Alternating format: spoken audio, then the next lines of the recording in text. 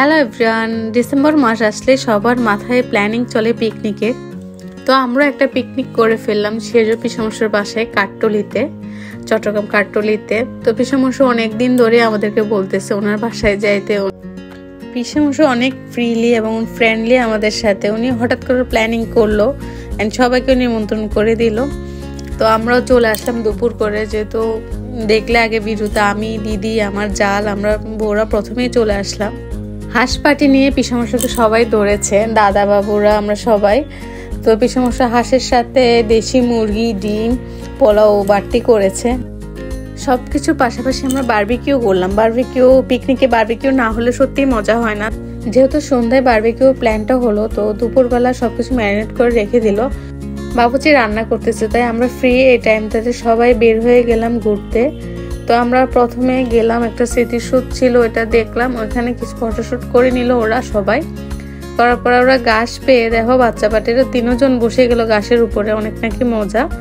তো এখান থেকে আমরা চলে গেলাম সমুদ্রের পাড়ে। আর দেখো কোন রিক্সা এখানে রেয়ার বলতে গেলে, যে অটো রিক্সা পাওয়া। তো যাও 2টা পেলো, তো ভাগ ভাগ করে আমরা সবাই অটো রিক্সা করে, ফার্স্টে ওরা সবাই চলে গেলো একটা অটো রিক্সা করে, পরে আরেকটা পাওয়ার পরে আমরা উঠলাম।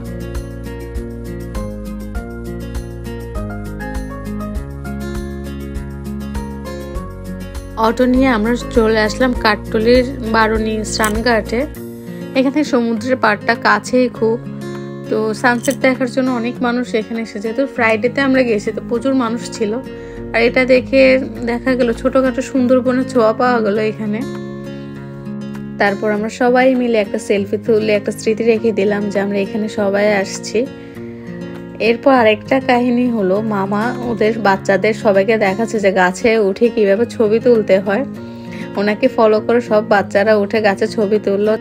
সাহিত্য মিষ্টি উঠবি খেলনার চুরকি দেখে তো লাফালাফি করছে এখানে উঠবে। তারপর উঠে একটু গুড় পাক খেয়ে নিল।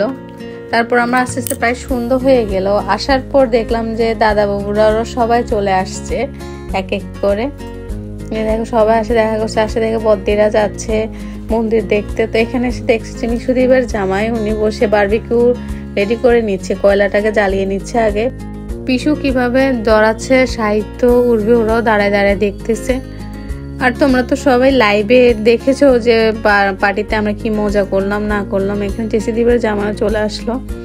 তো ওরা সবাই বসে নাচানাচি, আর সাউন্ড বক্সে গান চালানোর পর তো বাচ্চাদের নাচ কাকে বলে।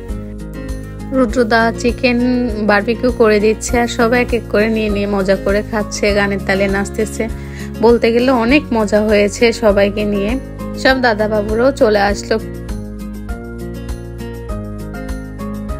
এই ছোট্ট কিউটি বাবাই হলো উর্বির ছোট ভাই শিবম। ও এখানে দাঁড়িয়ে সবার সাথে খেলা করতেছে, অনেক মজা করতেছে সবার সাথে। তারপর উর্বিও ওর সাথে মিশে গেছে, ওর সাথে অনেক আনন্দ, হাসি ঠাট্টা। ও উর্বির সাথে মিশে গেছে। উর্বিকেও বেবি ডাকে, তখন উর্বি বলে আমি বেবি না দিদি। তো দাদাবাবু ডাকতেছে বদ্দাকে। বদ্দা বলতে গেলে আসতে অনেক লেট হয়ে গেল, আস্তে আস্তে 8টা বেজে গেছে। বদ্দার দোকান অফ করে আস্তে আস্তে। তো বদ্দার আসা নিয়ে এন্ট্রি নিয়ে সবাই খুব মজা করলো।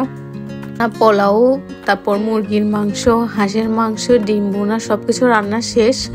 এখন এক এক করে বসে গেল সবাই খাওয়া দাওয়া করতে। ফার্স্টে বাচ্চা পাটিদের সবাইকে বসেই দেওয়া হলো খাওয়া দাওয়া করার জন্য। দেখো সবাই কি খাওয়ার না খাচ্ছে।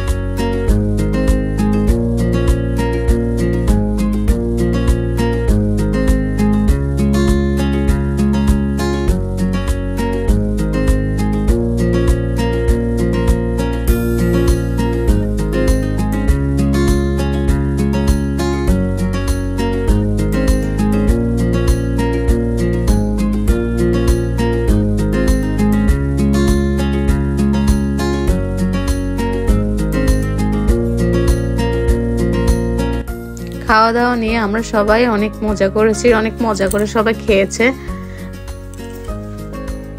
এখন খাওয়া দাওয়ার পরে হলো বিদায়ের পালা। মিশুদি ভাই ওরা চলে যাচ্ছে, ওরা বাইক নিয়ে এসেছে।